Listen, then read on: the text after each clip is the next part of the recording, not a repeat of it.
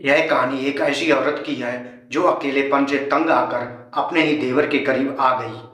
लेकिन उसकी ये गलती उसे एक ऐसे जाल में फंसा देगी जहां से निकलना नामुमकिन था। जब घर का नौकर इस राज से पर्दा उठाता है तो शुरू होता है ब्लैकमेल का खौफनाक खेल। हवस, डर और मजबूरी के बीच हंसी खुशी आखिर कब तक यह सब सहन कर पाएगी।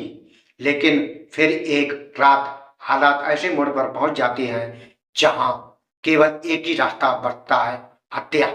क्या खुशी अपने गुनाहों से बच पाएगी या कानून उसे सजा देगा? जानिए इस दिल दहला देने वाली कहानी में। हेलो दोस्तों, मैं ज्ञान प्रकाश। मैं एक सच्ची घटना को लेकर आया हूं जो बिहार की है। चलिए वीडियो को शुरू करते हैं। यह कहानी एक महिला खुशी की है जिसकी उम्र 22 साल के करीब थी। उसका पति अर्नब एक व्यापारी था जो काम के सिलसिले में अक्सर बाहर रहता था और अपनी पत्नी को बहुत कम समय देता था। इससे खुशी अकेली महसूस करती थी और अपने पति के बिना बहुत दुखी रहती थी। अपनी इच्छाओं को पूरा करने के लिए उसने गैर मर्दों के साथ संबंध बनाने का मन बना लिया था। लेकिन उसे समझ नहीं आ रहा था कि वह यह कदम आखिर किसके साथ उठाए। अर्नब एक सफल बिजनेसमैन था जिसकी उम्र 25 साल थी। वह विदेशों में अपने बिजनेस का विस्तार करने में व्यस्त रहता था। उसके पास पैसे की कोई कमी नहीं थी, लेकिन वह अपनी पत्नी को पर्याप्त समय नहीं दे पाता था। उन उनकी शादी को सिर्फ एक साल हुआ था, लेकिन खुशी को महसूस होने लगा कि वह अपने जीवन में अधूरी है। खुशी ने कई बार अपने पति से शिकायत की कि वह उसे समय नहीं देता। वह कहती थी, तुमने पैसा तो बहुत कमा लिया, लेकिन मैं भी तुम्हारी जिंदगी का हिस्सा हूँ। तुम मेरे लिए समय क्यों नहीं निकाल सकते? लेकिन अर्नब की प्राथमिकता सिर्फ उसका बिजनेस था। उसने खुशी को समझाने की कोशिश की कि अगर वह अपने काम पर ध्यान नहीं देगा तो उसका बिजनेस ठप हो जाएगा। खुशी धीरे धीरे चिड़चिड़ी हो गई थी। उसे ऐसा लगने लगा था कि उसके जीवन में कोई कमी है। वह चाहती थी कि कोई उसे प्यार करे, उसे समझे और उसकी इच्छाओं को पूरा करे। लेकिन उसका पति इस बात को समझने के लिए तैयार नहीं था। कुछ महीनों बाद अर्नब को अपने बिजनेस के सिलसिले में विदेश जाना पड़ा था। उसने खुशी से कहा, मैं 10-12 दिन तक घर नहीं आऊंगा। तुम्हें किसी चीज की जरूरत हो तो नौकर से कहना। हाँ, मैं मेरा छोटा भाई अंकुर पढ़ाई पूरी करके घर आ रहा है। वह तुम्हारे साथ रहेगा। शाम के वक्त दरवाजे की घंटी बजती है। खुशी ने दरवाजा खोला तो सामने अंकुर खड़ा था। उसकी उम्र लगभग 20 से 21 साल की थी। जैसे ही उसने अपनी भाभी को देखा, वह उसे देखते ही रह गया। खुशी देखने में इतनी सुंदर थी कि कोई भी उसे देखकर मंत्रमुग्ध हो जाता। खुशी ने अंकुर से पूछा, देवर जी, आपको आने में कोई परेशानी तो नहीं हुई? अंकुर ने मुस्कुराते हुए कहा, भाई नहीं भाभी जी, सब ठीक था। अब दोनों घर के अंदर गए। खुशी ने अंकुर के लिए जूस बनाया और उसे पीने के लिए दिया। उसने कहा, आप फ्रेश हो जाइए, मैं आपके लिए नाश्ता तैयार करती हूँ। कुछ देर बाद दोनों हाथ साथ बैठकर नाश्ता करने लगे। तभी अंकुर ने मजाक में कहा, भाभी जी, आप तो बहुत खूबसूरत हो। खुशी यह सुनकर हल्का सा मुस्कुरा दी और बोली, देवर जी, आप भी तो बहुत हैंडसम लग रहे हो। धीरे धीरे खुशी अंकुर की ओर आकर्षित होने लगी थी। वह उसे देखकर मुस्कुराने लगी और कभी कभी अजीबो इशारे भी करती थी। अंकुर भी जवान था। वह समझ चुका था कि भाभी उससे कुछ चाहती है। कुछ दिनों बाद खुशी और अंकुर के बीच नजदीकियां और भी बढ़ने लगी। एक रात जब दोनों अकेले थे तो उन्होंने अपनी इच्छाओं को पूरा किया। अब यह उनके रोजमर्रा का हिस्सा बन गया था। जब भी उन्हें मौका मिलता, वे एक दूसरे के साथ समय बिताते।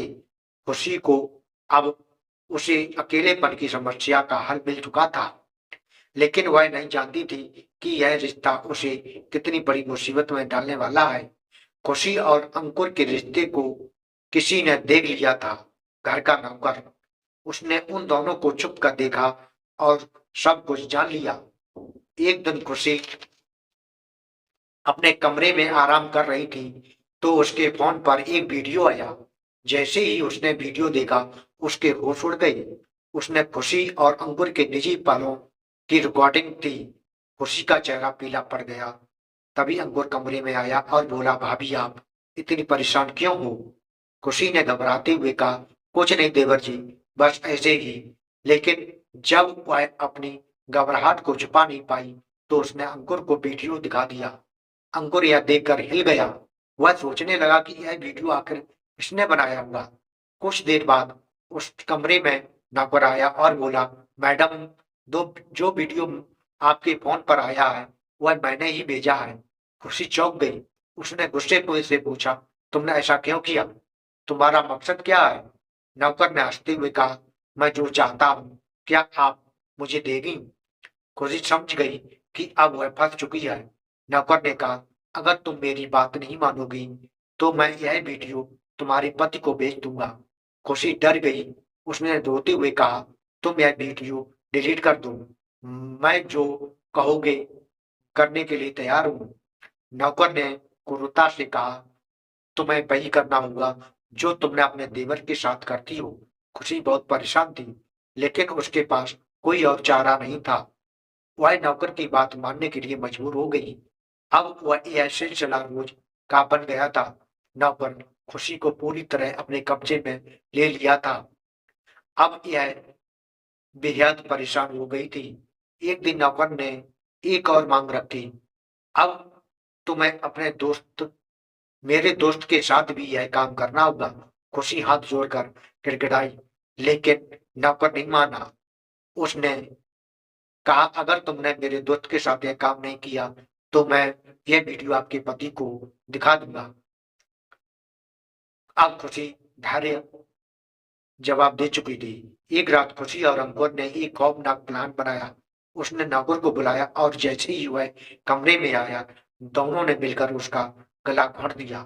फिर उसने उसकी लाश को बाहर फेंक दिया। सुबह लोगों ने लाश देखी और पुलिस को खबर दे दी।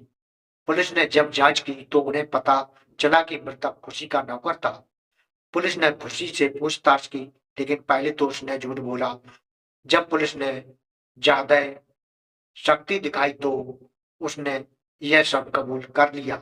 अदालत में पेश होने के बाद खुशी और अंकुर दोनों को जेल भेज दिया गया।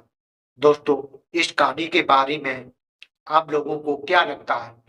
लोग तो अपने सोच को मजबूर हो जाते हैं कि इंसान अपनी आवाज को पूरा करने के लिए क्या से क्या कर गुजरते हैं।